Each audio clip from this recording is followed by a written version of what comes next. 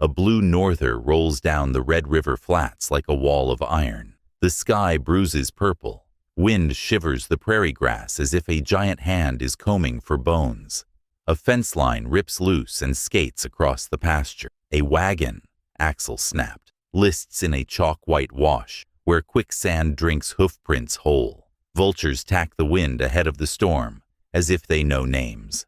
Annie Lark, a harmless farm girl with a milk pail and a borrowed Winchester, has been marked by the Pale Horse Gang after she saw them hang her brother for speaking against their tithe. The sheriff won't cross the river. Her fiancé, a ranch heir, tells her to let men handle men. Alone on a half-plowed claim, she has hours before the gang returns to finish the witness.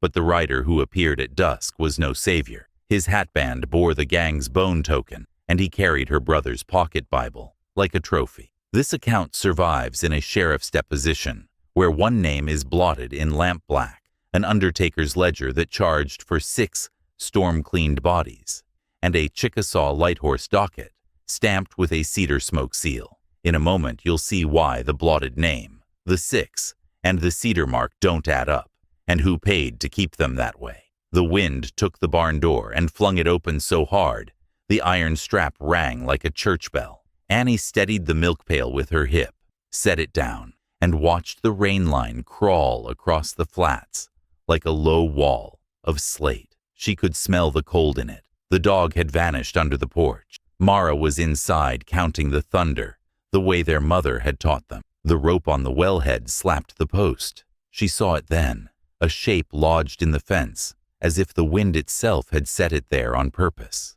It was the pocket Bible her brother had carried since the cholera summer, the leather dark with old oil and new wet. The pages hummed under the gale. It had no business at their fence, unless a hand had put it there. She walked to it slow, as if the grass might bite, and eased it out of the wire. A white chip of bone had been tied to the cover with rawhide, the gang's token, a joke about taxes and tithes, and what the body owed. Her throat worked, and did not find a sound. She went to the house and barred the door.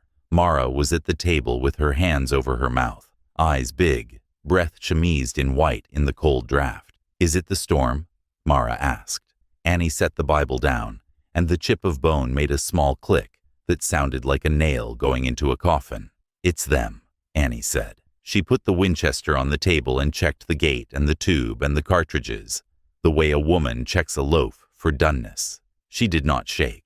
The shake had been taken from her 3 days ago, under the cottonwoods on the creek, where the gang had strung her brother from a crossbeam and laughed about the sound a good neck made when it went. She had watched because they had made her watch. When she closed her eyes, she could still see the way his boots had kicked and then gone very still, and the way the vulture had come down, lazy as a feather. She had learned that day she could hate and live. She tried the sheriff first, because a person does what she can before she does what she must. She saddled the sorrel and put her skirt over the saddle like a man's coat and rode to the ferry, the wind in her teeth. The ferryman looked at her hat ribbon and her hands and shook his head, eyes on the river as if the water had something to say about it. "Sheriff says he don't cross in a norther," he said. "Says jurisdiction's a thicket. Says let the ranchers sort their own fences." She stared at the turbid brown water. "They hanged my kin," she said. He looked like he would be glad to be deaf. "Talk to your man," he said. "He's a Rowan. The Rowans pay the sheriff same as anybody. Talk to him." She went to the only person the town ever listened to, and when she found Caleb, he was on the saloon veranda out of the wind, with his hat pushed back like a boy, a deck of cards in his hand, his spurs bright. He stood when he saw her, and smiled like it would all be fine if she would only let the men fix it in the way men fixed things, with talk and whiskey and quiet money. "Annie," he said, taking her hands, but his eyes dropped to the rifle and then to the mud on her hem, like both were shameful. "Give me the pail. I'll fetch you milk. Stay small until this blows over." She watched his mouth make shapes. "They killed Henry," she said. "They will come for me because I saw." He looked out at the street, where a wind-rolled tumble of rope went scudding, and pretended to think. "There's a tithe for a reason," he said softly. We've all been pinched this season. Better to pay and be left alone. I'll speak to Silas. Hand me the rifle, girl. Tell them you didn't see anything. Let men handle men. He said it easy, because it was easy for him. He had a name that bought stillness, where others had to buy it with blood. He touched her cheek, and she flinched, because it felt like a hand closing a barn door. She left him there, and rode home with the rifle across her lap, and the norther chewing the edges of her eyes. When she turned into their lane, she saw smoke. The hayrick was a black tooth against the dimming sky. Mara was out in the yard with a wet sack, coughing, hair stuck to her forehead, and the dog was barking without breath. The hayrick was not drifting ash from some neighbor's carelessness.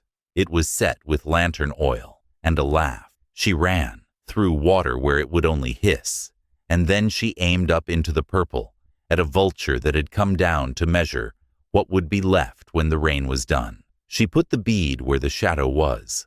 The bird checked its wing and lifted, and she squeezed, and the air cracked, and the sound thumped off the ridge, and the bird went sideways, and recovered, and the dog stopped, barking, and listened.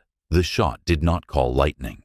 It called a memory of aim into her hands that had been learned in the only private school she had ever had. A line of bottles on a fence, and a father with a penny prize.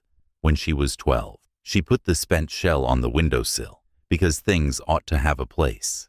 The first real drops came fat and cold, and spaced apart like heavy footfalls. She saw him then, through the silver curtain of rain, a solitary rider at the top of the lane, holding something small and black in his left hand, and the reins loose in his right.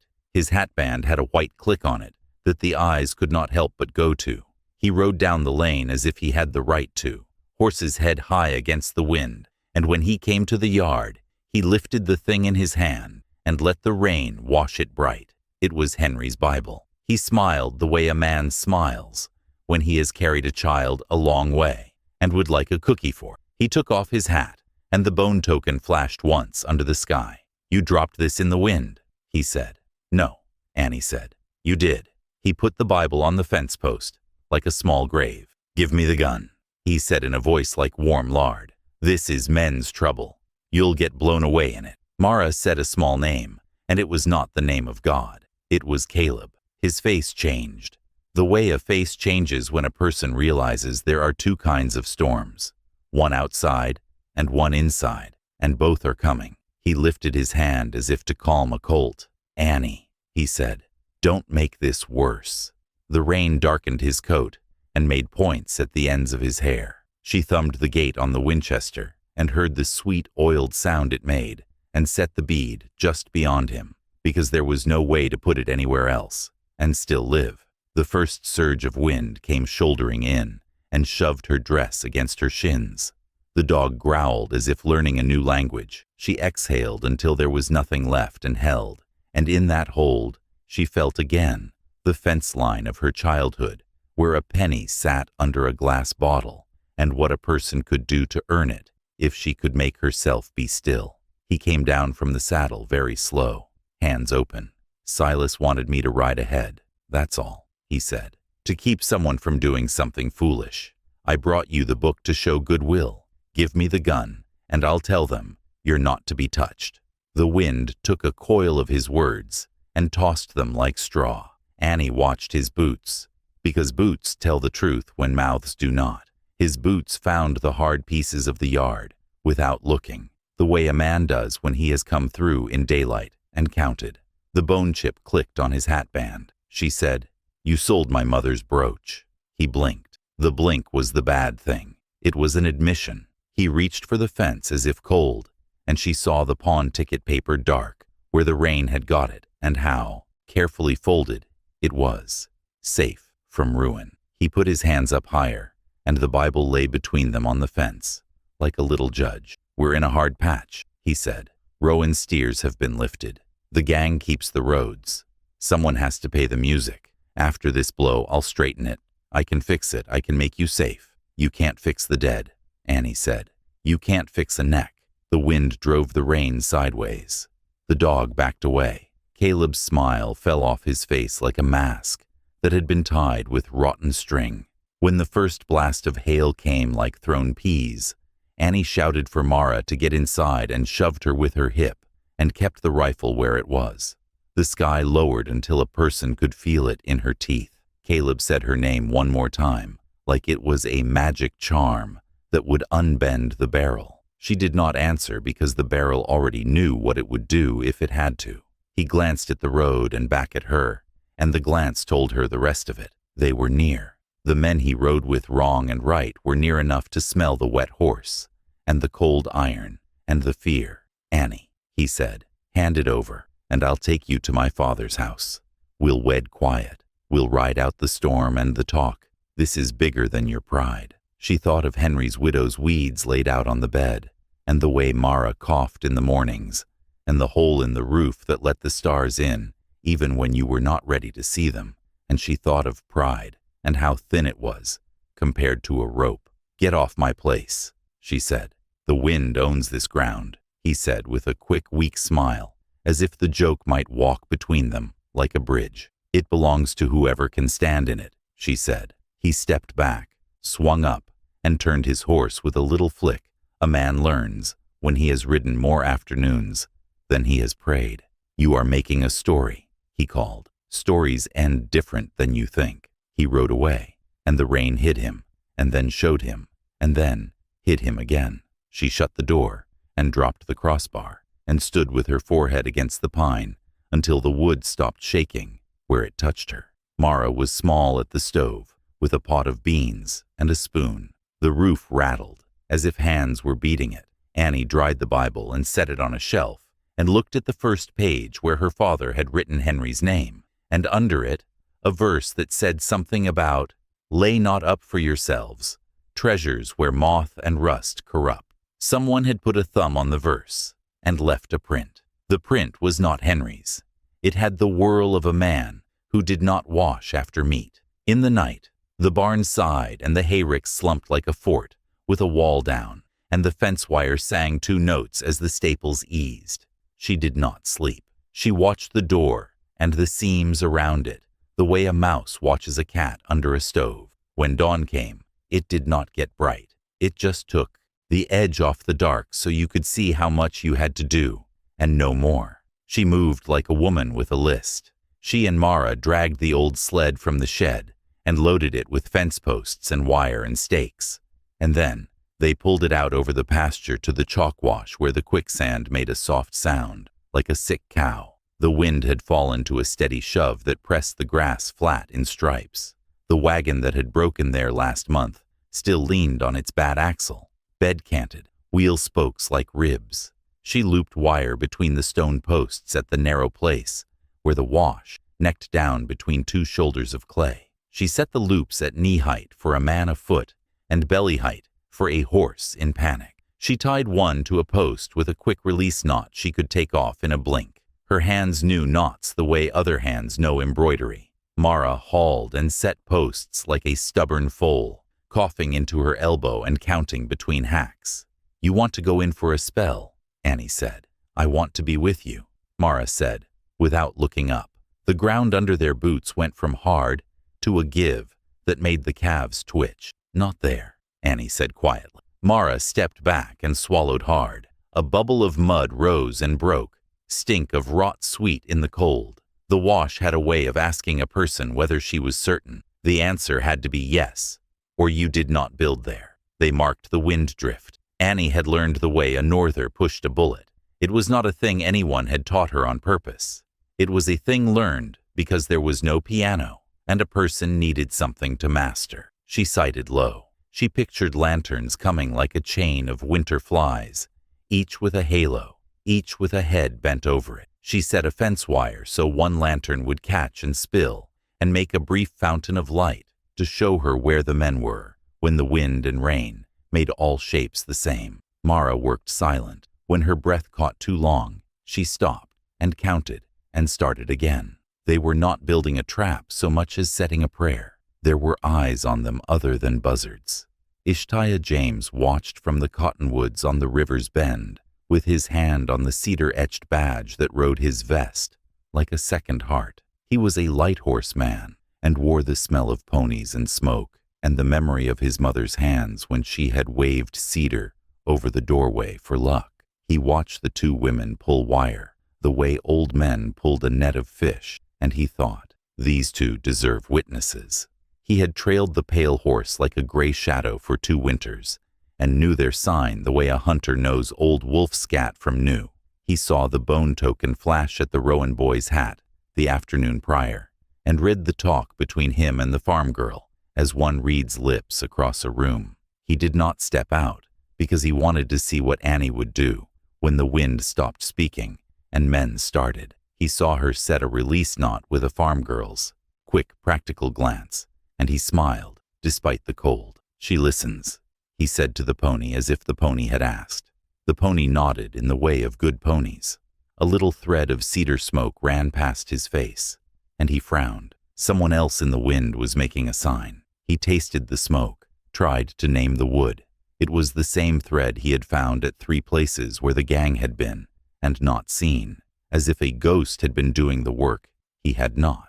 He marked the direction on the bone of his mind. Back in town, Jonah Pike turned a page on his ledger with a hand that did not feel clean. He had made caskets from white pine and from oak, and once from a door. He had hammered lids when the nails were short and told the truth to the line more often than he told it to a face. At noon, with the storm grumbling outside and the windows rattling little, a boy in a rowan coat had brought a purse and a number. 6, the boy had said, and we'll need them storm cleaned. You know what that means. Jonah did not know what storm cleaned meant until the boy said it like a thing men agreed on, a hint that bodies found after a norther could go on the wind's account and not on anyone else's. Jonah wrote 6 because that was the boy's number, and he wrote advance because there was a purse, and when he had finished the line, he put a little dot under it. He did not know why he did it. It was a nervous habit from a time when his father had watched his sums. He looked at the dot, and then at the 6, and then at his own hand, and wished he were simpler. Eula May Dunn poured a bottle into a glass, and wiped the glass and poured again, because the man had not noticed the first one. The saloon had a door that whistled in a norther. She could hear the whistle in her sleep. The men at the faro table laughed big, the way men do when they want the wind to know they have bigger lungs. Silas Crowder had his chair tipped back, and his boot heels hooked under the rail, and the Bible on the table under his palm, as if it kept the cards from blowing away. He loved trophies because they made him feel like a hero to himself. He had a braid in his pocket from a woman who had cut it for him, thinking it was a dance. He had a ring he could spin on a nail. The Bible made him feel near to God, in the way a drunk sometimes feels near to repentance. He had told Eula once that he respected holy things because they held up well under weather. She had laughed, because if she had not laughed, she would have spit. She saw Caleb come in through the far door, with his hat brim shiny with rain, and his eyes hot and cold at once. He went to Silas and bent low, and spoke, and Eula did not have to hear a word to know it was a plea. Silas listened, then lifted his hand and made a little patting motion, as if gentling a hound. All right, he said aloud, in his pleasant voice, because he liked good manners when he said bad things. We'll bring her under the roof, if she minds. If she doesn't, we'll put the roof over her anyway. The men laughed because that was the game. Eula went into the back and opened a drawer and took out a cartridge box that had been paid for in eggs, the week she had wanted eggs, and took it out under her apron. She caught Annie by the church when the wind let her walk, handed her the box and said, "Don't thank me. It's debt." Annie took it as if it were milk, and Eula felt something in her chest tighten and then let go. Reverend Tobias Gray read psalm words aloud in a church that felt like a boat at sea. The wind made a low horn sound in the chimney. He had a Navy revolver in his saddlebag, wrapped in a prayer card, and had always told himself that was a private joke between God and a man who knew men. He had written in the parish register a note of banns for Annie and Caleb 3 Sundays ago, and then, under a hand heavy with someone else's eye, had scratched it thin with a penknife until it was a ghost of ink and could be said to have never been there at all. He had not slept since. He had dreamed of lampblack and of blots that spread when you breathed on them. He lit a stub of candle and watched the flame bend in the draft. He told God he was tired of being careful, and the prayer made him feel like a mule complaining to the harness. True and useless. Annie walked the fence again and found in the lee of a post a thing she had not expected, a small cedar sprig charred at the end where someone had let it smoke and then doused it. She held it to her nose and smelled what people smell in winter when a house is warmed right. It made the hair on her arms lift because it was as if someone had uttered a blessing on the wind in a tongue she did not know. She tucked it into the sling of the rifle without thinking why. By afternoon, the storm steadied into a gray door you could lean on. The flats were empty of color. She and Mara ate bread with cold beans, and the dog took each bite like a gentleman and went back under the bed. They spoke very soft. "Do you think he'll really keep them off?" Mara asked, not saying Caleb's name like it was a goosebone that might choke.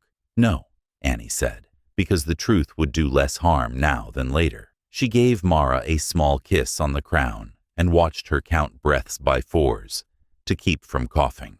The wind thumped the window once hard and then changed its mind. Ishtaya moved when the light went greenish, the way it does before evening in a storm. He stepped out of the cottonwoods and into their yard like a tall story that had finally come true. He did not lift his hands first because he knew sometimes it looked like a strike. He held the badge in his palm so the cedar mark could be seen, and he spoke soft. "My name is Ishtaya James," he said. "I serve with the light horse on the river's side. You can't push over." Annie squinted because he stood with the light behind him, and the rain made a curtain of hair. He was calm in the way of men who have run and know where to stop. "I've been watching your work," he said. "You're setting good wire for bad hooves. Your wind is right." She nodded once, not out of deference, but because she appreciated when a person named a thing correctly. "They will come with lanterns," he said, "and they will sing to make each other brave. When men sing, they forget their horses can see what their eyes can't." He moved his hand in the air, as if drawing a line only he could see. "The quicksand here pipes under the wash. There is a throat right there, where the clay is darker. When the rain slackens, the throat will talk. Do not stand there to listen." He smiled a little, as if he could not help it. She felt that the smile had been given to him by a mother who had said he was handsome, and a grandmother who had said he was a fool, and both had been right. "You crossed," she said, meaning the line. He nodded. "I did. The law is supposed to move like water and touch both banks. Sometimes it does not. Then a man decides what he really is." He looked at her rifle, and then at her face, and then past her at the house where Mara's small cough came again. "You have cartridges," he said. She showed him Eula's box. He nodded. "You have the courage to use them," he said in a voice that made it not a question. She did not answer because there are some things a person does not say if she means to keep them true. They walked to the wash together, and he showed her how the wind would cut a bullet sideways by a thumb's worth at 30 yards in this weather, and how it would settle some when the north beat the west. He taught without telling her he was teaching, the way a good hand shows a colt a gait. He listened to the ground with his boot heel and named the hollow and the hard. He pointed to the wagon and said it would make a good shield if a woman needed one, and the woman could tell him to mind his own business if she liked. She did not, because the wagon would make a good shield. They heard a long way off a sound like men laughing into their collars. It might have been the storm shifting, but both of them knew the difference. He lifted his chin and drew breath through his teeth.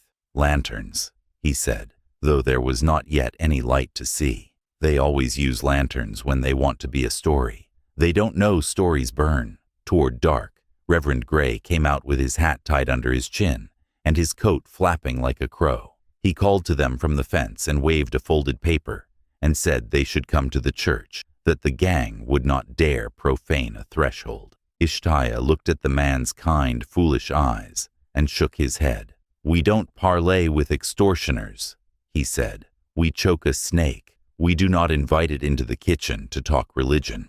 The Reverend said, "The Lord's house And Ishtiah said, "The Lord's house is in the bones of the men who will stand at this wash." Annie put a hand on the Reverend's sleeve and felt his arm tremble like a wire with a bird on it. "If you come," she said gently, "don't stand where the clay is dark." He frowned, not understanding, but he nodded because he wanted to be useful, more than he wanted to be right. He went back to the church and set 2 candles in the nave and told the Lord he would try to be a better sort of brave. The sheriff wrote by lamplight, with the lamp turned low, so he would not be seen by someone who might ask why a man wrote on such a night. He drafted a deposition with slow letters and a heavy hand, naming a cooperating witness, with initials that made his pencil hesitate, and then go on, and then hesitate again.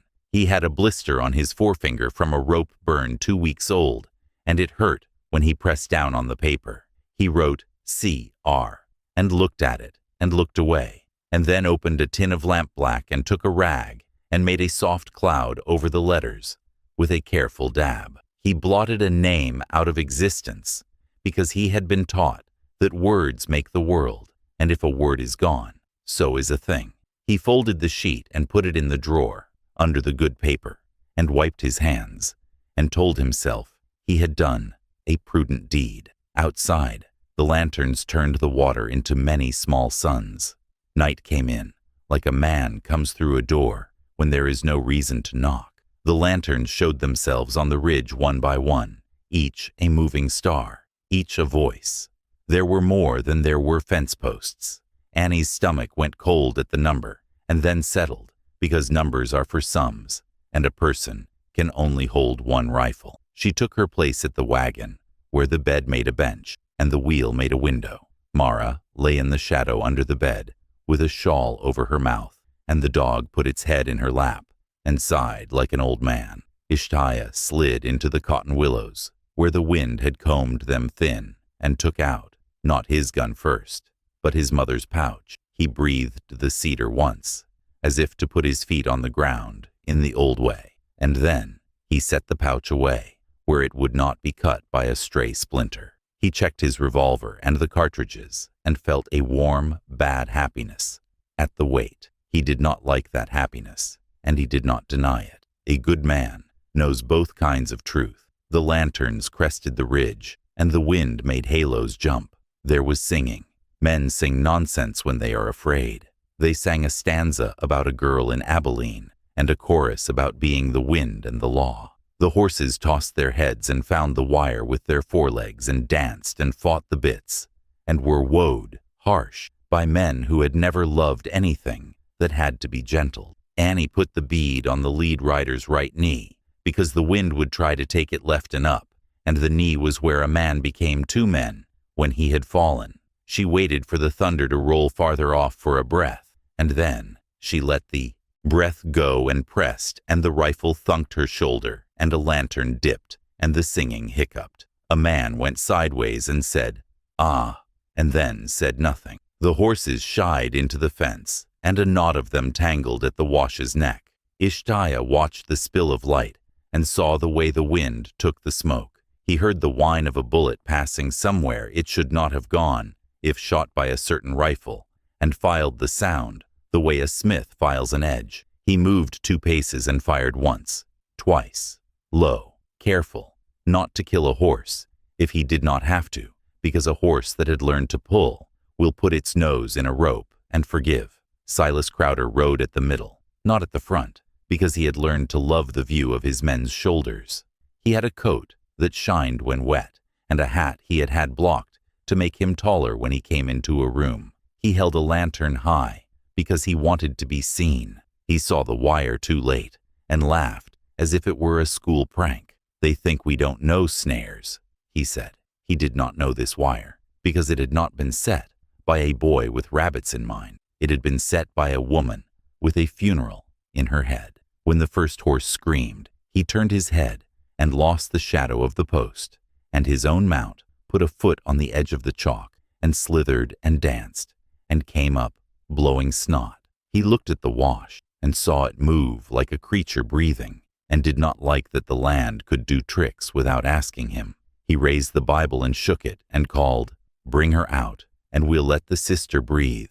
and the men whooped, because men always love and offered mercy when they are the ones being merciful. Annie put a second shot into a lantern, and it burst, and oil made a flower of yellow on the wet, and the yellow went black, and the men cursed the way men curse when their mothers are not present. Ishtiah saw the sparks go, and closed his eyes for a blink, so the night would come back faster. He could feel the Reverend at his shoulder without looking. He could smell tallow and prayer. The Reverend had insisted on parley at the church earlier, and had been defeated. He had kept something worse back. He had left the doors unbarred out of faith, and something like laziness that rides in the pocket of faith. Silas sent 2 boys to nail the bone token to the church door, and one, eager, put the nail too deep and split the plank and laughed at the sound. He fired into the rafters to see the dust fall and was pleased by how it looked like a blessing gone wrong. The token hung there, white as a tooth in a mouth of rot.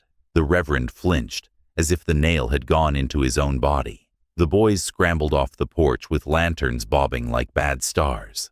A stray lantern wobbled and rolled under the pews through the open door, and oil kissed the edge of a hymn book and took the page that had Rock of Ages on it, and a little lick of flame ran like a mouse under a woman's skirt in a tale that ends with everyone yelling. Mara felt the heat move on her face from where she crouched with the dog and the shawl. She pressed her hand to her own hem, as if she could put fire out before it started. Jonah Pike, who had been watching from the trees, because he had told himself an undertaker could not pick a side, saw the glow, and did something his father would not have believed. He ran to the well, heaved up the bucket, soaked 3 shrouds, and ran for the door with the wet cloths dragging mud like tails.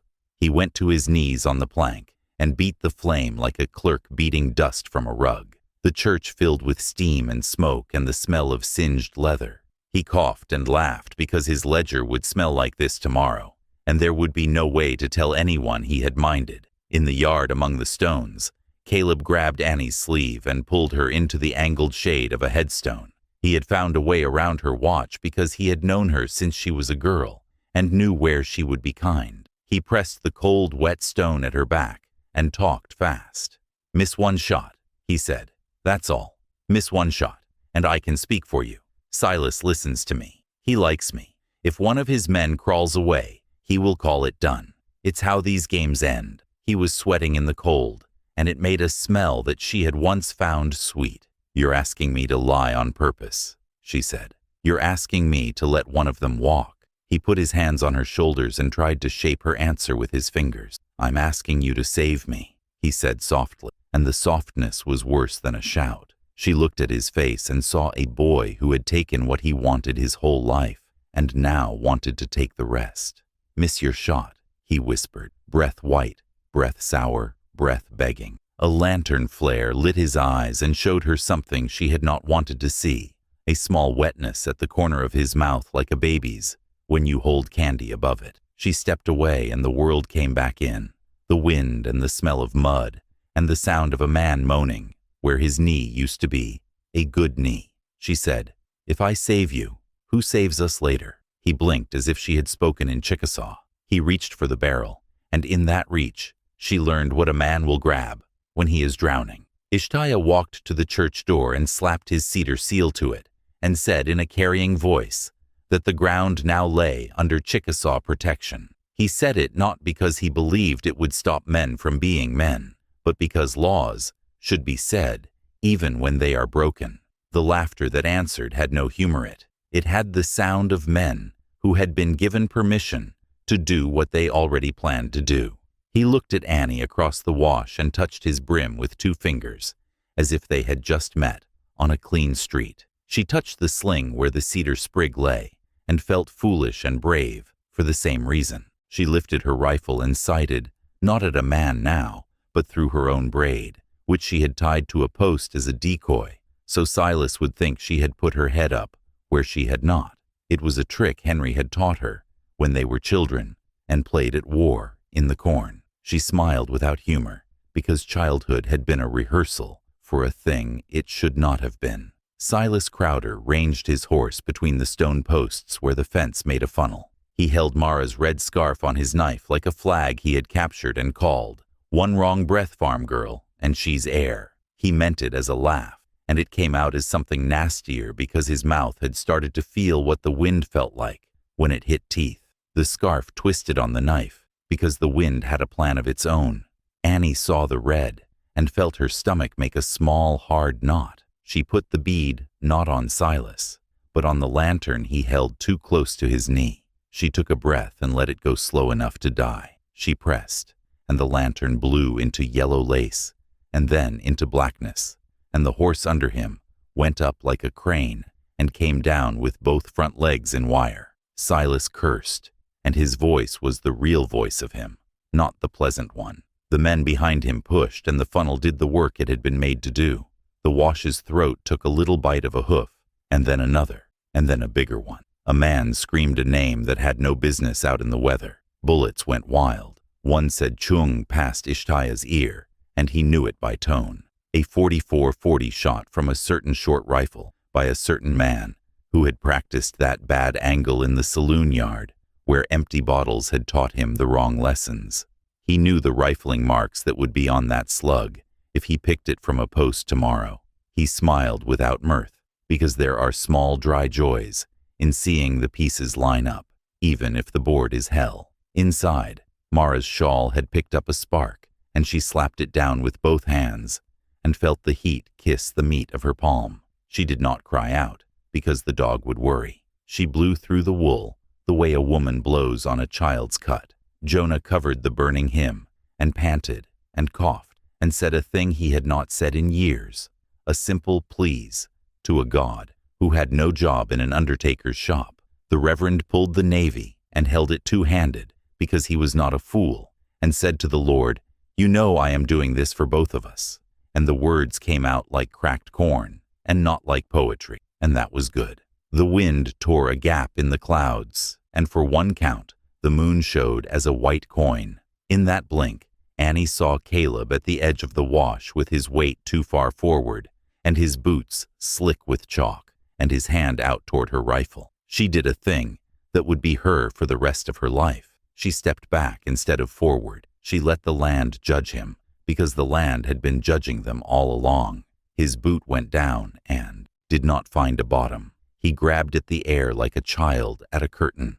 "Annie," he said, and the word had everything in it that they had ever said to each other, and none of it was enough. She put out her hand then, because mercy arrives even when it has been given no place to sit. He looked at her hand the way a proud boy looks at a teacher's cane. He refused it, because a certain kind of man will die before he takes a woman's saving. He slid, and the chalk took him gently, the way a bed takes a body at day's end. The scarf flew from Silas's knife and went like a blood-bird into the night, and every man there saw it and thought of his own sister for 1/2 beat, and then the beat ended, and they were what they were again. Lanterns spilled down the slope, more of them, a whole swarm, as if the ridge itself had learned to burn and was walking toward them. There were more riders than there were fences to stop, more than there were cartridges if you counted, more than the wind could blow over all at once.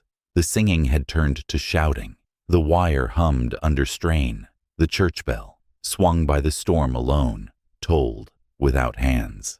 Annie looked at the line of fire and felt the old small prayer move in her mouth, not the big one about salvation, the small one about aims and breaths, and the mercy of steady fingers. She laid her cheek to the stalk and listened for the gap between thunder and thunder, where a person could slide a choice.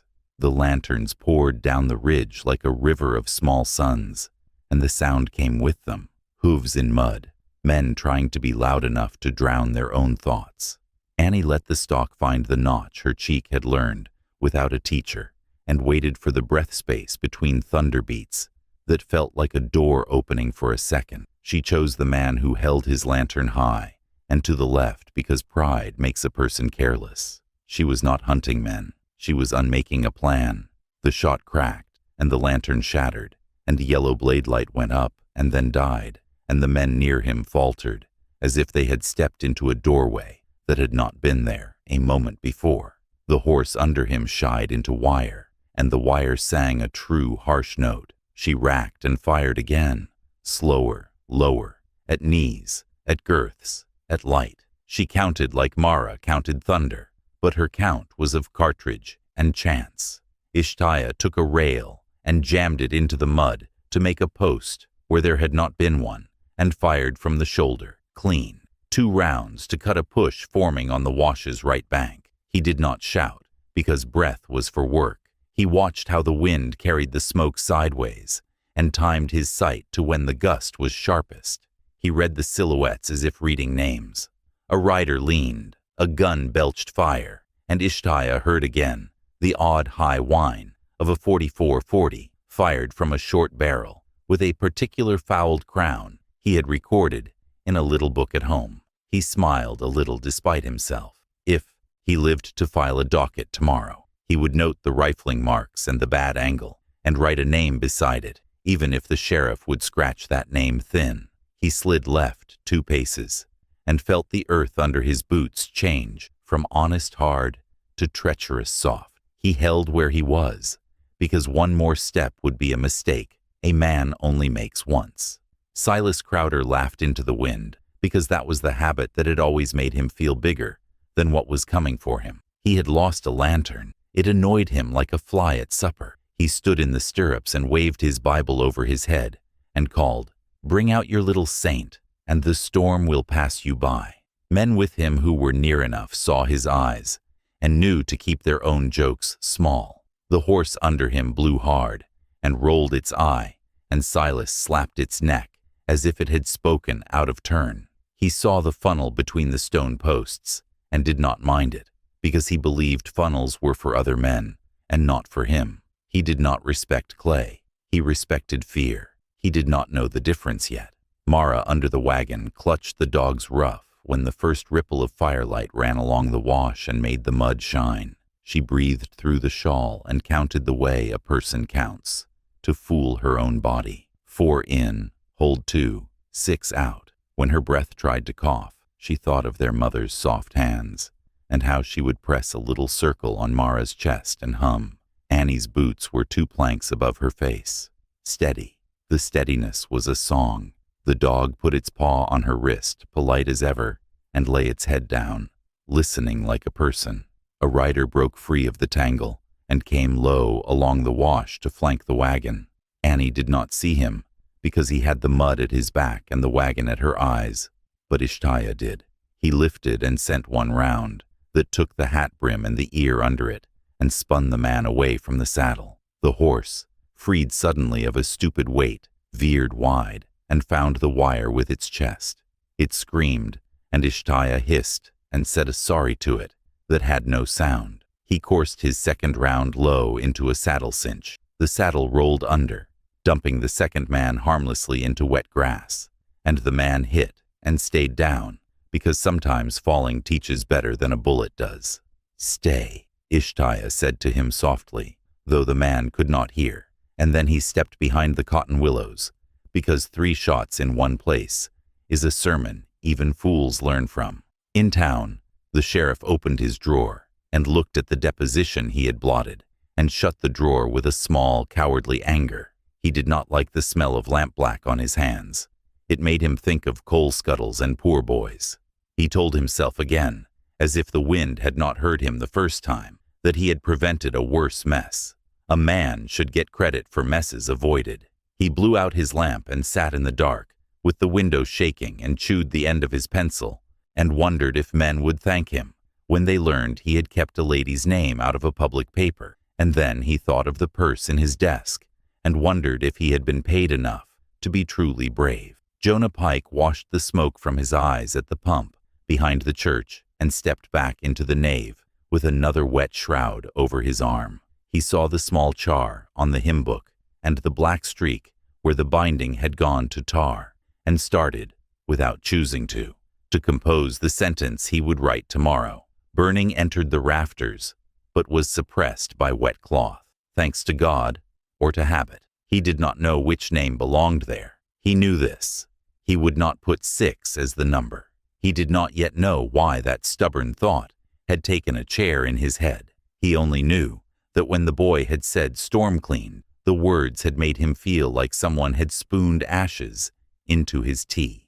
Eula May Dunn slid in the shadow of the stable and lifted the lid on a feed bin. She had hidden there the money the gang had given her, then moved it twice, then thrown half of it into the cistern, because money that smells like fear spoils anything it sits against. She had 3 cartridges in her apron she could not account for in any story she knew, so she made herself a new story in which a saloon keeper saved a farm girl because both had been told to stay out of men's business. She ran in a low crouch toward the Lark place and kept to the fence where the sky could not quite see her. Annie felt the tube give its last round into the lifter and worked the gate by touch and fed cartridges with her left hand, counting 1, 2, 3, 4, 5. She kept the 6th for later because she had learned to keep a small thing back when you could. She licked her thumb because wet brass runs easier into a tube than dry. She felt the recoil flush still in her shoulder, like a warm coin under skin. She leaned, took one more light, not a man, and the world narrowed in a way that made her feel safe and dangerous at once. Caleb's hat floated for a moment like a shallow dish in the wash, and then rotated and sank. The sight made Silas look hard at the chalk there and put a little cold into his gaiter. He did a thing that was not like him. He glanced back to see who had seen him glance.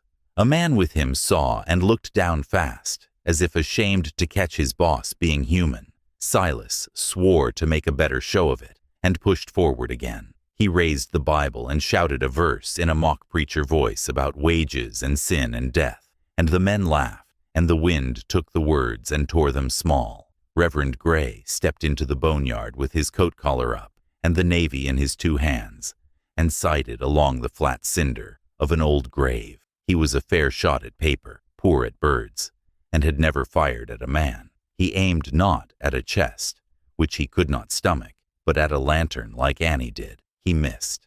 The shot hit a post and splintered, and the splinter bit his cheek, and he flinched, and then grinned at himself, because pain did not know anointed from wicked. He recited, and took a breath and loosed, and this time the lantern blew, and a rider swore a word that would make a bishop blush, and fell off the back of his horse like laundry in a wind. The Reverend said, "Forgive," and did not say who should be forgiven.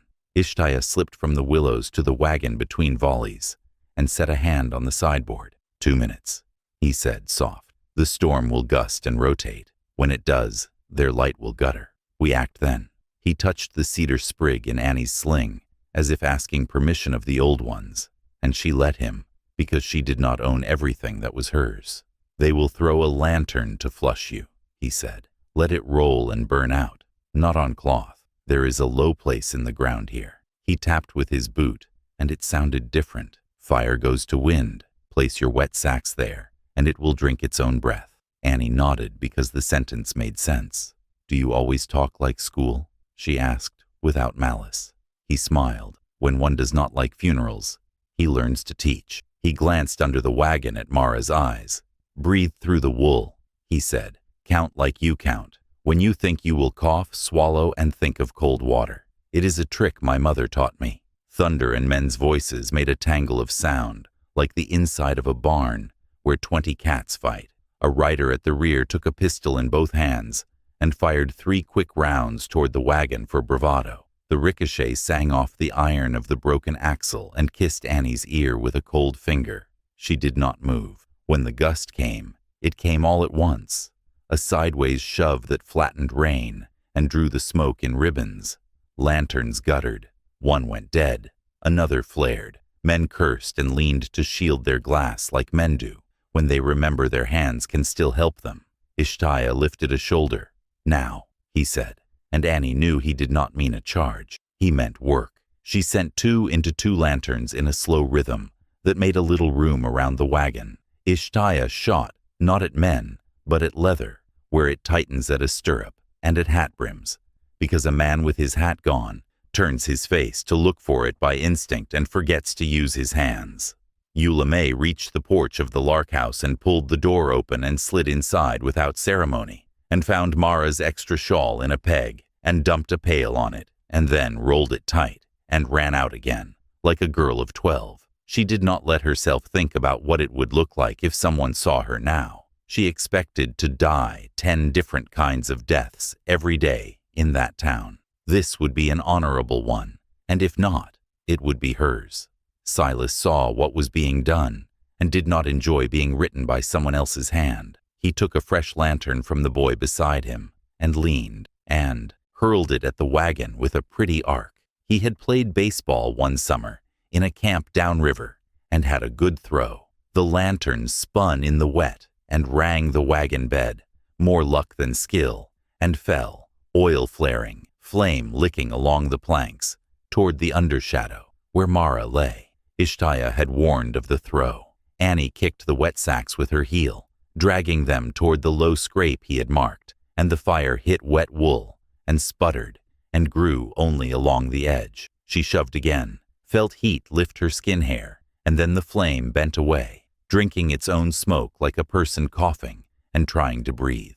Mara closed her eyes and pictured cold water in a blue china cup, the one their mother had kept for Sundays, and her throat eased for a count of 3. A man on the right flank got clever and dropped from his saddle and came on foot, hunched and slow, dragging a rope to snag the wagon and pull it out of position. He had a face like a shovel and a patient mouth. Annie admired him briefly for choosing a job not made of yelling. She put the bead an inch ahead of his knee, where the wind would take a small bite, and pressed, and he sat down hard and said, "Oh," like a man who has lost a nail and discovered it in his foot. He dropped the rope and grabbed his leg and started to cry dry, angry tears that had nothing to do with pain. Ishtiah saw the rope snake toward the wash and step on it with his boot. He did not kick it away because a rope is a tired thing that has done enough work this year. The gang felt the shape of the fight change the way a cow feels the fence line in its sleep. Their loud got smaller. They still had numbers. They still had weather. But both had started to behave like horses that had had enough riding. Silas heard his own men say, "Wait," where they used to say, "Come on." He sucked his teeth and wished for a better story. He pulled the bone token from his hat and drove it with his knife into the church door, a second one, because it pleased him to stamp the night twice. The white chip looked like a baby tooth in a dark mouth. He fired into the rafters again, because he loved how the dust sifted down on the hymnals, like ash from a big stove. He made the Lord's house dirty on purpose, to prove nothing sent lightning on command. Reverend Gray saw the second token, and something in him hardened, like fat, in cold. He was done with careful. He stepped into the doorway with the navy out, and his chin up, and he said, louder than he knew he could say anything, "This ground is the Lord's tonight, and mine after." He expected laughter. He got it. He also got a bullet past his ear that cut a lock of hair and made his scalp sting like a boy after a barber. He thought of the parish register, where he had scratched the bands thin, and he felt shame like a hot hand, and he said, "No more." He meant the ink as much as the blood. The sheriff came at last with 2 deputies, who looked like boys, who had hoped to be sent somewhere else, and his horse blowing hard, because the man had made it run with a whip to make up for time lost deciding. He rode up, saw the cedar seal on the church door, saw Ishtiah in the willows and the wagon braced, and drew his breath, like a man about to speak law into chaos. He did not speak to Silas first, as he should have if he had been clean. He raised his hand toward Ishtiah and called, "You, sir, you will withdraw to your bank. This is a county matter." His voice cracked on county. Ishtiah did not look at him at once, which made the sheriff's face redden. "I am where the law had better be," Ishtiah said, calm. The sheriff turned his horse as if to gather steam, and then did a coward's thing. He saw the women, and the wagon, and the reverend's pistol, and he raised his own revolver and aimed past the gang's shoulders at Annie. He thought, if I disarm the problem goes away. He did not think beyond that, because that was the extent of his training. The shot went wide, hit the wagon's sideboard, and bit a sliver that flew and nicked Annie's cheek. She felt the sting and the warm line, and tasted a little blood, and tightened without meaning to, not in fear, but in a deep and simple decision. She shifted her ejecta hand and fed the tube, and decided where the next shot would go if the sheriff tried again. Ishtaya saw it and thought, this girl does not need me to kill for her, just to name the right names so she can live afterward. Eula May came out of the dark like a scarecrow that had learned to walk and slid down on her knees in the mud beside the wagon and shoved the wet shawl into the low that Ishtaya had marked. She kept her head low. A round took a splinter off the wheel above her hair. Lord, she whispered, because sometimes that name is faster than breath. Annie looked down at her and almost laughed, because the sight of a saloon keeper under a farm wagon in the rain at the edge of the world was either a joke or a proof. Why? Annie asked, meaning the cartridges and the risk and the woman's life. Debt, Eula said, and did not explain further, because there was no time, and because some debts do not want names. The wind swung, and the men's lanterns guttered again, and in the pause, a child's voice rose from the back of the gang, singing, "Nearer, my God, to thee, off-key," which is the way children always sing it, and the men cursed at the boy, and then laughed because fear needs petting sometimes. The song made something slow inside Silas. For a blink, he saw his mother's hair, long and yellow like dried corn silk, and the way she had once slapped his hands away from a loaf with flour on her palms, and then licked her thumb to wipe a smear from his cheek with rough tenderness. It passed. He spit into the rain to get rid of it. He whistled, the sound sharp as tin, and signaled men on the flanks to swing wide and test for a dry crossing. That was when the wash spoke back. It made a noise at the neck like a man with a throat full of phlegm, and then took another inch of bank and showed a black oval where there had been gray. The horses on the flanks stopped as if a hand had pulled their tails. A clever rider backed his mount straight and did not try to turn. Another turned, and the horse lost the rear feet and sat down on air, and the man went with it into the chalk with a bubble and a curse that cut off. The gang moved back. The wash breathed. In the church, Jonah squeezed water from the shroud and stopped and listened, because the sound had changed. It was like hearing a sick man stop coughing and be quiet, and then hearing him take air easy again. He stepped to the door and looked out. He saw a deputy pull his horse sideways to get a better shot, and the horse show white at the eye, and he saw Ishtaya stand with his weight on the left foot, and he saw the sheriff look down at his hands like they were tired. Jonah had been raised to keep his head and his ledger clean. He stepped off the porch and walked toward the sheriff in the middle of the yard with his hands open. "Sir," he said, and his voice sounded like sawdust and tea. "Ain't 6, he said. "Don't make it 6. He did not know why he said it to the sheriff, who was the worst place for a true sentence. He said it because a sentence had to be said to someone. The sheriff blinked, the way men blink when they have to reset their lies. Reverend Gray felt his hands shake, and then saw that they shook because they were tired, not because they were afraid. He slid the navy under his coat and stepped to the chancel and blew out the wind-sick candle and said, "All right," to an empty pew. He took the parish register from the drawer and opened to the page where he had scratched thin the banns, and saw the ghost of ink and put his finger on it, like a man swearing an oath. He put the book into his coat under his arm. He would carry it outside into the storm, because records have to see weather sometimes. He walked back to the door and stood under the lintel and felt the rain on his face like a baptism he had not asked for, and said, "Men of God, stand with the living." Ishtaya pushed into the yard and raised his voice enough to be heard without being stupid. "Silas Crowder," he said, "I have a docket with your mark on it from 2 raids ago. It has cedar on it, and that means it will not burn if you set it to fire. Walk your men out now, while I am still making manners, and the charges will read like a man who made a bad bargain with fear. Stay, and they will read like a man who wanted to be a story and got his wish." Silas turned his head and listened, as if the wind had mispronounced his name. He smiled. "Small. What is a docket to wind?" he called back. "What is a badge to a norther?" "Something that outlasts both," Ishtaya said. He did not think he would be believed. He planted the sentence anyway. The sheriff heard it and felt hatred like a fever. He did not like his job being performed by a man who could be proud of it. Annie watched a shape detach from the gang and move, not like a rider, but like a man who did not want to be seen by his friends. He had his hat low and his coat closed, and he did not pull his gun, because a hand pulling a gun is a hand that draws eyes. He moved toward the house, not the wagon. He had a bottle in his pocket. She could see the bulge and the way he kept touching it. Oil. He aimed to take the house and the girl there and burn them out like rats. Annie felt a run of cold so clean it cleared the fog from her head. She did not shout because sound would teach him where she was.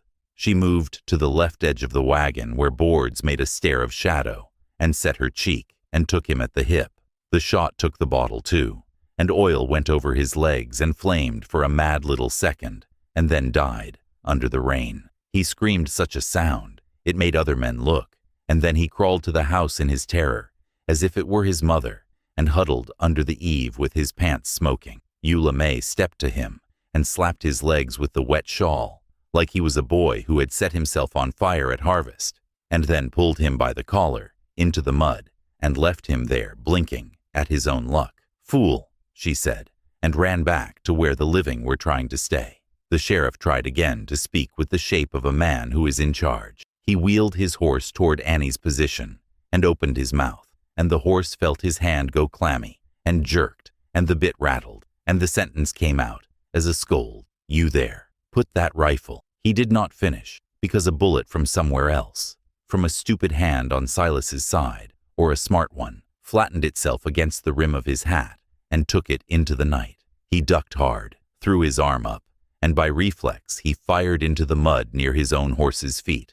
The animal jumped sideways into the wire, and the wire hissed and cut hair, and the horse fell half into the wash and came up scrambling, with a shriek like a child. The sheriff sprawled, rolled, and came up kneeling with a dead face.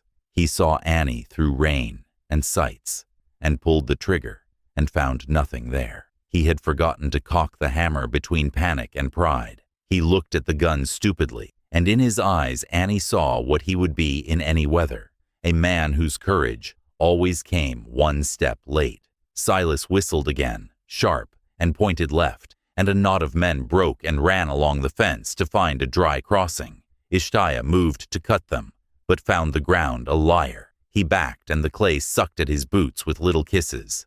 He fired as he moved, slow. He did not like moving and shooting. You hit what you hate when you do that. Horses, pews, God's patience. He caught one man at the shoulder and spun him, and the man's pistol went off and took the hat off the man beside him, and the two fell like men in a farce. He breathed once through his nose, hard to clear a drip, and smelled again cedar, not his pouch, another sprig, new. Someone on the gang's side had tried to borrow luck and had not been taught the cost. A text thunked into Annie's mind like a nail. Storm cleaned. Jonah's ledger line. The advance. She saw the shape of it. If the gang got bodies in the wash, if they could say men fell where men always fall in rain, then the county could say it was weather and not law. 6 was the invoice. She did not know how many had already gone into the chalk. She did not want to count. She would make it fewer than 6. She would ruin their receipt with living. She put a bead on a horse's bridle ring and shot. The ring parted with a sound like a spoon dropping, and the horse bolted free with the saddle and a man half aboard and galloped into the open flats, where there was room to choose not to be brave anymore. Mara under the wagon heard new singing nearer than before. It was one man this time, a low, steady song, not a crowd song. It was Ishtiah. He sang under his breath in his own tongue, a song with vowels that rolled like stones, and a beat that matched the old simple storage of breath. 4 in, hold 2, 6 out. She sang with him without knowing the words. The dog's chest went up and down in time. The song made a small room in her fear that she could sit down in. Eula May looked toward town, and for a moment in the rain, she saw a line of lanterns coming that did not sway like horses, but bobbed like men who had never ridden. She wiped her eyes with the back of her hand and squinted. "Fools," she said fondly. It was the blacksmith, 2 boys from the mill, and the teacher with his slouch hat. and a shovel. They came because they had decided in the dark that they would not be the kind of men they were yesterday. They did not know how to hold the lanterns right. Eula laughed once and then swallowed it as a round tore a piece from the post near her ear. Silas saw that help for the wrong side was walking in and felt his stomach flood with an old heat that preceded beating. He had hated that heat since he was a boy. He made as if to ride straight into the knot of townsmen, to scatter them with fear, and his horse refused and planted. He slapped its neck not hard, but mean. The animal turned its head and put its eye on him like a question. He pointed his pistol at the teacher out of pure meanness, because preachers and schoolmasters always bothered him, and then he lowered it, feeling, for once, the littleness of that choice. He fired 3 into the air, a show, and shouted for his men to pull and go wide. He told himself he could come back in daylight and finish. He hated the dark for its own reasons. Annie watched him twitch on the string of his own pride, and did not shoot him. She shot the lantern beside him, so the dark would be the thing he could not turn into a stage. The burst made his men curse him, not her.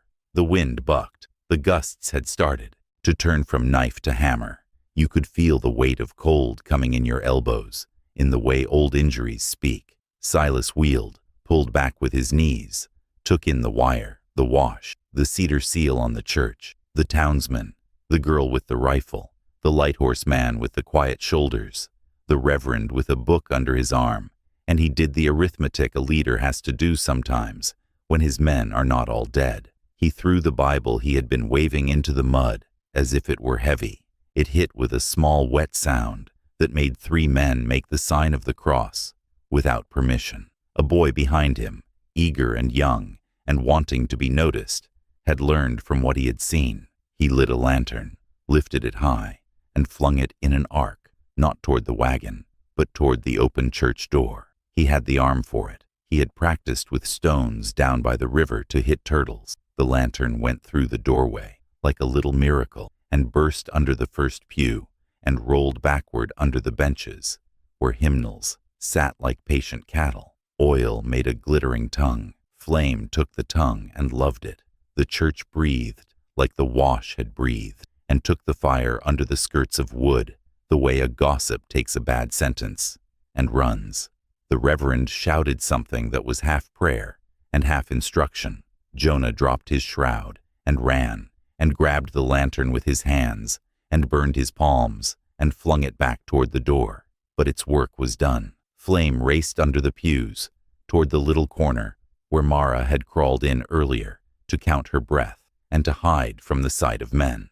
The dog barked a high bark once, and then looked up, as if waiting for a word. Annie heard the bark, and felt her insides go soft and then hard. She moved before the thought had a name. Ishtiah was already in motion too, because men like him listen for a child's sound, even when guns are making their own thunder. The flame licked toward Mara's skirts like a cat that has found cream at last and means to be fast. Ishtiah hit the porch in 2 strides and went low, one arm over his eyes, the other groping under the pews where the fire ran. Heat wrapped him like a wet blanket at a branding pen. He slid on one knee and felt wool, then bone, then a small wrist. "I have you," he said, not loud, steady, because steady is a bridge. Mara's fingers locked his, bird tight. The dog crowded his elbow, whining, fur singeing at the tips.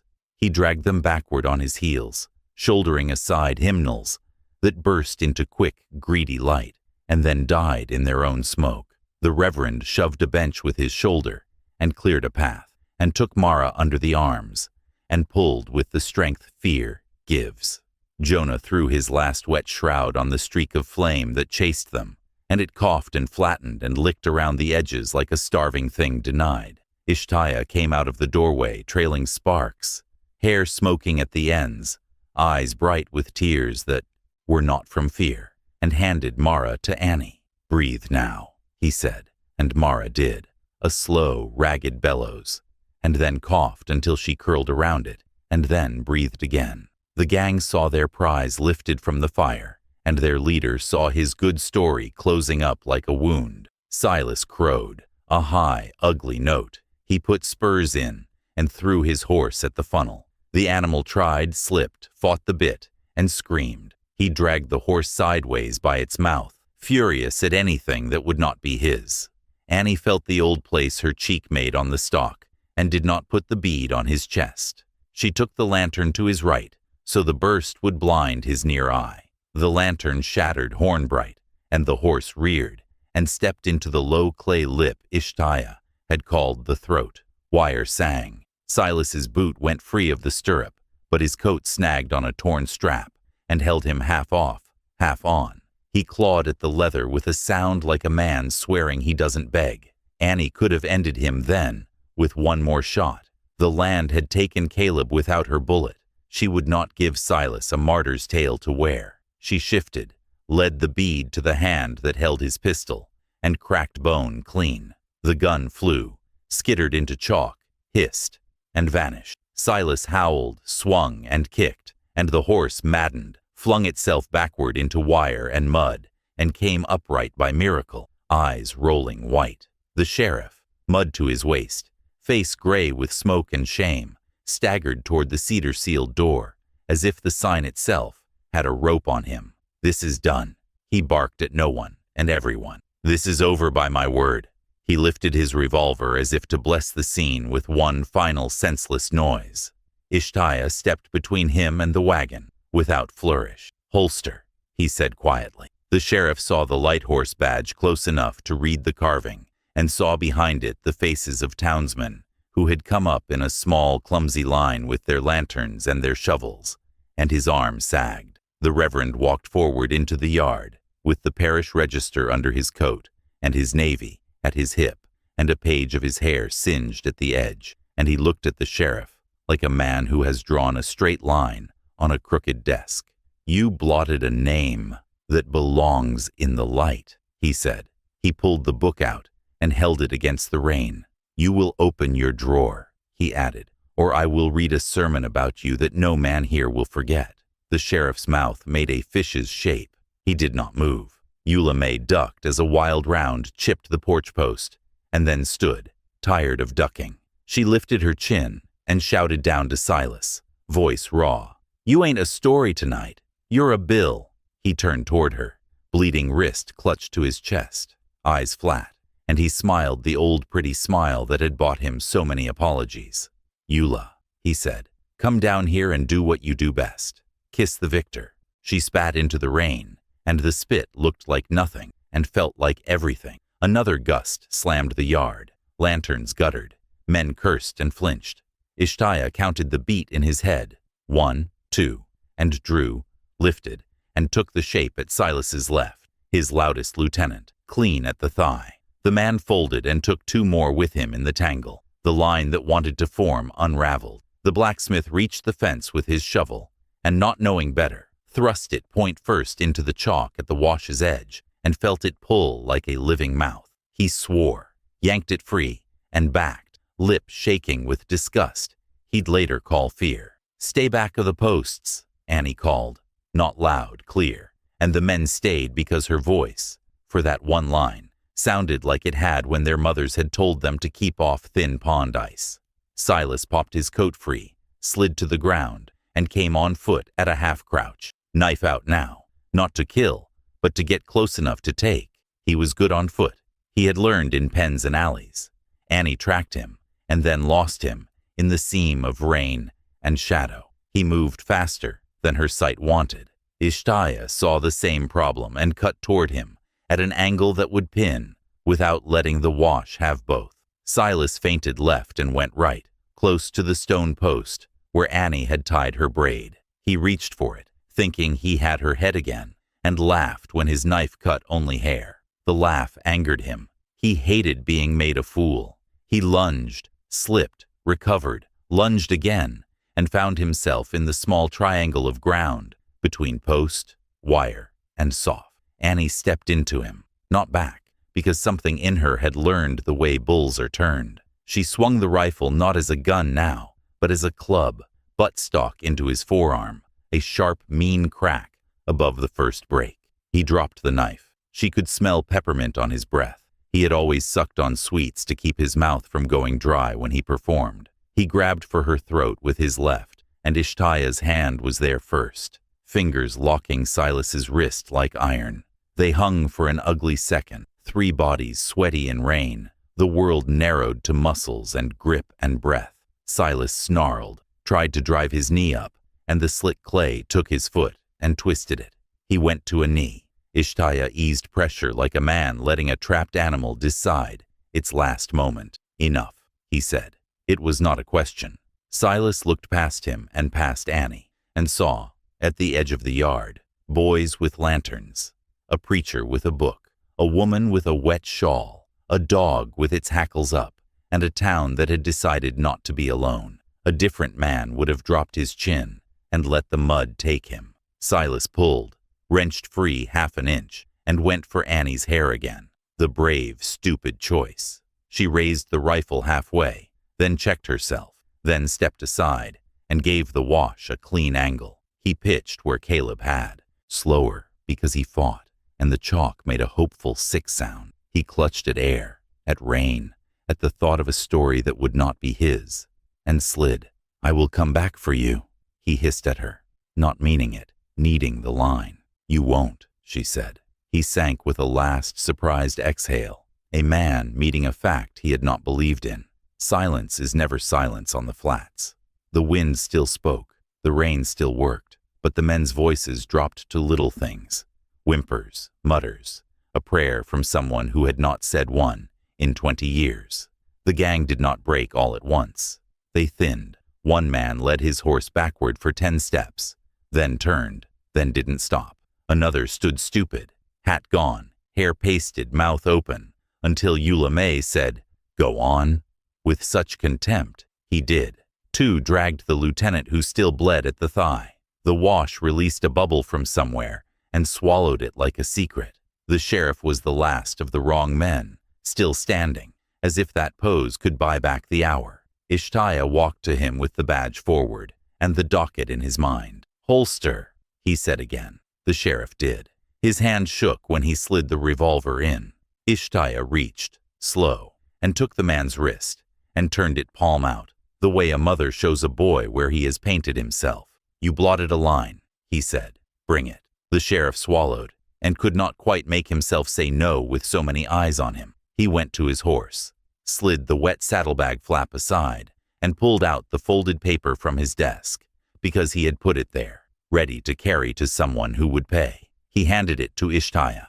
The lampblack had bled in the rain and made a gray veil. Ishtaya tilted it under the nearest lantern the townsman held, and read. The letters under the smear stood up like bones under skin. "C.R." he said, flat. The reverend lifted the parish register and set it under the same light, and put his finger on the scraped bands, where the ghost of ink still told the truth. "And here," he said, "is the vow that should have been, and wasn't." He looked at Annie, then at the sheriff. "We will write what happened, not what was paid for." Jonah stepped closer, cradling his burned hands like newborn porcelain. "Not 6, he said again, stronger. "I wrote 6 because a boy told me 6. It ain't 6. It ain't going to be 6 on my page." He looked at the men in the yard, counting alive and down with a carpenter's eye. 5. "If they drag that one home," he said, pointing to the lieutenant. "Less, if the Lord has pity." He realized nothing in his mouth felt like a clerk anymore. He looked at his ledger, then at Annie, then at Ishtaya. "I can ink what I saw," he said, and the sentence made him brave. The townsmen gathered without knowing where to stand. The teacher put his lantern down and took off his hat and said, "Miss Lark, I expect I owe you something." "You owe me quiet," she said, kind enough to smile when she said it. Mara leaned against her, tired to the bone, eyes rimmed in smoke, alive. The dog shook and sneezed and wagged as if he had invented wagging. Eula May squeezed Annie's arm until it hurt. "Don't get soft tonight," she muttered. "Get soft tomorrow when there's biscuits." Ishtaya pulled the cedar-etched seal from his pocket and stamped it again on the church door below the first, cedar smoke lifting in a little ghost under the drip edge. "This docket stands," he said aloud, "not grand, for the record that lives in memory as much as in paper." He looked at the sheriff. "You will come to the river office at noon," he said. "You will make a second statement with the first one under it, and the blot between like a bruise. You will sign both. The sheriff nodded because a man who has felt his hat blown off by a bullet and his horse fall under him sometimes listens to the first real instruction he has heard in a year. A thin, unsure cheer went up from near the fence and died quickly because cheers are for fairs and summer. Rain softened to a clean, cold fall that might be called peace if you squinted at it. The fire in the church sulked under wet benches and gave up. The smell of wet hymnals and half-burned oil and singed hair made a stew that settled into everything. Annie went into the house and brought out Henry's Bible, the leather swelled by weather and the bone chip still tied. She put the chip in Jonah's palm. "You keep this," she said. "Write it next to whatever number you make. Write small, but write it." Jonah nodded solemn as a man taking a nail. She handed the Bible to the Reverend, who wiped it with his sleeve and put it in her hands again. "It was always yours," he said. Annie ran her thumb over the verse her father had underlined and saw the thumbprint that was not Henry's and did not wipe it away. It could stay as it was, a stain and a proof. They buried no one that night. Men went home on borrowed horses. Women spread quilts on pews for those who had to lie down. The sheriff slept sitting on a chair by the door, as if he could stop wheels that were already moving. Ishtiah sat on the step, coat around him, badge dark, breathing slow. When the east got a paler gray than the rest of the sky, he stood, stretched, and went to the wash and looked at the chalk where two men had gone. He did not spit, did not make a sign. He took off his hat and put it back on, and walked the wire and checked the knots, the way a man checks a grave's earth after the last clod. He went to his pony and rubbed a grateful circle on its cheek. He did not plan to leave without saying goodbye, and was surprised to find he minded the thought of leaving at all. By noon, the docket lay on Ishtiah's desk, with cedar even in the fibers, and the deposition with the smear lay under it, and Reverend Gray's parish register lay open to the ghost line, and Jonah Pike's ledger lay beside with 5 found, 2 claimed elsewhere, not Storm, written in his careful hand, and under it, small, bone token paid in advance. The ink dried slow because the day was damp. Ishtiah read it all twice, and then once more for his mother, whose voice he heard when he had to decide where to put a period. He reached for the seal and pressed it to the paper, smoke lifting thin and clean. "This stands," he said again to the room where only the cedar listened. Before the papers were put away, he looked toward the door where Annie stood, hair braided blunt now, wire burns bright on her palms. "You will see men come to tell you your aim made you something you aren't," he said. "Let them talk." She nodded. "They will offer to put a man on your porch," he added. She smiled without humor. "The wind has the job," she said. He touched the cedar sprig she had twined into the rifle sling. "Keep that until it dries," he said. "Then burn it and put another. Luck should be new." He rode with the Reverend to the sheriff's office and watched the man sign both statements. The pen shook, made a blot on the correct line this time. Eula May changed the sign on the saloon chalkboard to read, "No tabs tonight," then wiped it and left it blank and poured coffee free to men who could not stop shaking. Jonah wrapped his hands and went home and oiled his tools, and for the first time in many years, whistled to himself off-key. The blacksmith hammered a new hinge for the barn door out of scrap without charging. Winter settled in steps. The norther blew itself out, left ruts that would freeze and thaw and freeze again. Mara's cough came back and went and came and would be a thing to live with. Annie cut her braid to a length that would not catch on wire and hung the Winchester over the hearth with a strip of cedar wound through its sling. She put Henry's Bible on the shelf with a new ribbon in it that was not red, not white, but a faded blue from a feed sack, and she did not tie the bone chip to it again. After the storm men came, the kind who find stories and try to buy their ends. A stranger with a rolled blanket on his saddle and a pistol low on his thigh stood at the Lark door one afternoon a year later and thumbed his hat brim and said, "Ma'am, I hear a place like yours could use a man with a gun." Annie looked past him at the sky and at the line of grass combed by a friendlier wind and at Mara in the doorway behind her with a book, and she closed the door gentle. The wind made the latch click.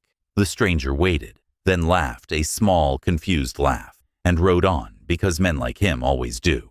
At the church, Reverend Gray re-inked the band's column with a neat hand. He did not write Annie's name there. He made a note in the margin about a night when Fire tried to learn hymns and failed. He pressed the page flat with both palms and thought of the thin place where he had once scratched a line away and decided he would not scratch another so long as he had bones. In the undertaker's shop, Jonah turned to the page where 6 had been first crossed in his mind and wrote 5. He underlined it once. He added, 1 missing. Book shows advance from CR, returned by E.M. Dunn the day after. He did not explain the initials in the margin. People could come ask.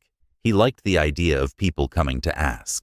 In the Lighthorse office, the docket with cedar smoke seal was copied, and the copy sent to the county with a note that smelled faintly like a winter kitchen.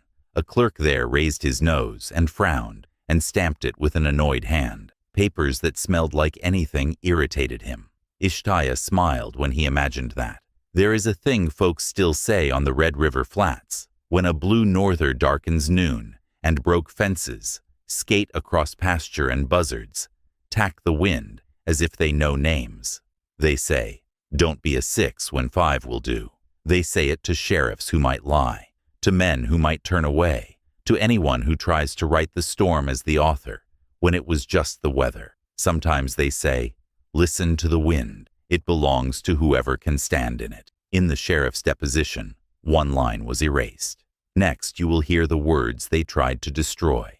The initials came back through rain, and the blot could not hold. The docket bears the cedar mark. The ledger holds the advance. The parish book keeps the ghost. The rest stands where the wash breathes. And those who ride out to look say the clay still remembers the weight of pride and the grace of mercy. Annie swept her porch at dusk and watched a hawk kite the ridge, still as a prayer. She felt the rifle above the hearth even when she wasn't touching it, and the cedar dry and ready to be burned and replaced. She closed her eyes once, just to hear the quiet, and thought of Henry's laugh, and Ishtiah's song under his breath, and Eula's hand bruising her arm, and Jonah blowing steam off a wet shroud, and Reverend Gray's voice saying, no more. At last, she opened her eyes and stepped inside. If the ledger speaks again, you'll know which page to open first. If you can see the lamp-black blot on that sheriff's page and the undertaker's 6 that never should have been inked, ride with us. Subscribe now. Tell me where you're watching from and which artifact you'd open first.